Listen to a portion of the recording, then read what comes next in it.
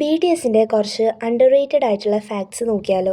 Old ആർമീസിന് ഒരുപക്ഷേ ഈ facts ഒക്കെ അറിയാവുന്നതായിരിക്കും. എന്നാലും നമ്മൾ ഫാൻഡത്തിലേക്ക് വന്ന കുറച്ച് ന്യൂ ആർമീസ് ഉണ്ടാവല്ലോ, അവർക്ക് ചിലപ്പം ഈ ഒരു ഫാക്ട്സ് ഒന്നും അറിയണ്ടാവില്ല. അപ്പം നമ്മൾ ഓരോ BTS മെമ്പേഴ്സിൻ്റെയും ഫാക്ട്സ് ആണ് നോക്കുന്നത്.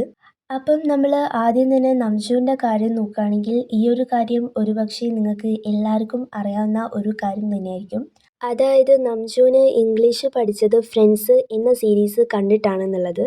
അടുത്തത് നമ്മൾ വീൻ്റെ കാര്യം നോക്കുകയാണെങ്കിൽ ഈ ഒരു കാര്യം എല്ലാ ആർമീസിനും അറിയാവുന്ന കാര്യം തന്നെയായിരിക്കും. അതായത് വി ഒരു ഓഡീഷൻ ചെയ്യണം എന്ന പ്ലാനോടെ ഒന്നുമല്ല വന്നിട്ടുള്ളത്.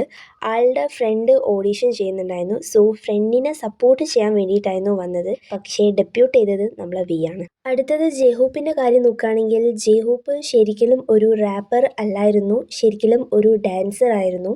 ആള് റാപ്പ് പഠിച്ചത് BTSലേക്ക് വേണ്ടിയിട്ടായിരുന്നു. ജിമിൻ്റെ കാര്യം നോക്കുകയാണെങ്കിൽ ജിമിനെ ഡെബ്യൂട്ട് ചെയ്യുന്നതിന് മുൻപേ ഗ്രൂപ്പിൽ നിന്ന് ഓൾമോസ്റ്റ് ലീവ് ആവാൻ നിൽക്കുകയായിരുന്നു. അടുത്തത് JKൻ്റെ കാര്യം നോക്കുകയാണെങ്കിൽ JK ഓഡീഷൻ ചെയ്തത് RMനെ കണ്ട് ഇഷ്ടപ്പെട്ടിട്ടായിരുന്നു. അടുത്തത് ജിന്നിൻ്റെ കാര്യം നോക്കുകയാണെങ്കിൽ ജിന്ന് ഡെബ്യൂട്ട് സമയത്ത് ഒരു പ്രൊഫഷണൽ സിംഗർ അല്ലായിരുന്നു. ആളുടെ ഹാർഡ് വർക്ക് കൊണ്ടാണ് ആള് വോക്കൽ കിങ് ആയത്. ഷുഗേൻ്റെ കാര്യം നോക്കുകയാണെങ്കിൽ ഷുഗയ്ക്ക് ഷോൾഡർ ഇഞ്ചറി ഉണ്ടായിരുന്നു. എന്നിട്ടും ആളുടെ പാഷൻ വിടാതെ മ്യൂസിക് ചെയ്തു.